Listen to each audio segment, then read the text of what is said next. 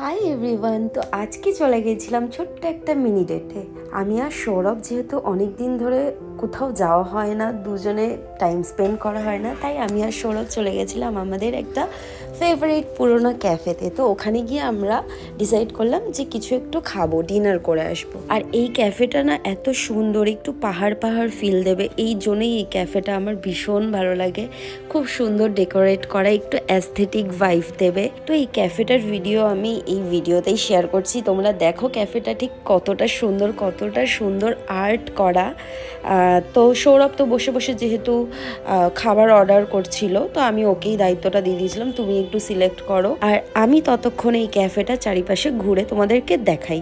তো আমারও ক্যাফেটা ঘোরা হয়ে গেল, একটু আরও সুন্দর সুন্দর কিছু হয়তো এখানে অ্যাড করা হয়েছে। আগে আমি যখন গিয়েছিলাম এরকম ছিল না। তো আমি আর সৌরভ খাবারটা যতক্ষণ রেডি হচ্ছিল ততক্ষণ বললাম চলো তোমাকে একটা ভিডিও করে দিই।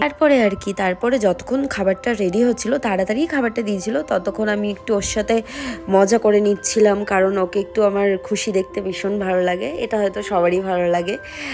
আমি ওর সাথে একটু মানে কি বলবো, ডিস্টার্ব করছিলাম, প্লাস ওকে প্যাম্পারিং করার চেষ্টা করছিলাম। তারপরে যথারীতি আমাদের খাবার চলে আসে। স্টার্টারে আমরা ফার্স্টে এটা নিয়েছিলাম, চিকেনেরই কিছু ছিল। তারপরে আমরা একটু মিক্সড ফ্রাইড রাইস অ্যান্ড ফিশের একটা আইটেম নিয়েছিলাম।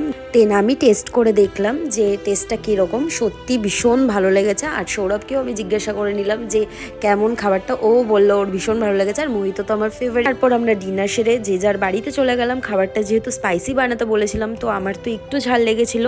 এখন তো সৌরভ আমার থেকে বেশি ঝাল খায়, আমি আগে ঝাল খেতাম বেশি, আমার থেকেই ওর এখন ঝাল খাওয়াটা অভ্যাস হয়েছে। তো মাম্মামকে তো একটু আইসক্রিম দিতেই হতো। তারপরে আমাদের সন্ধ্যাটা এইভাবেই কাটলো। তো সবাইকে টাটা, বাই।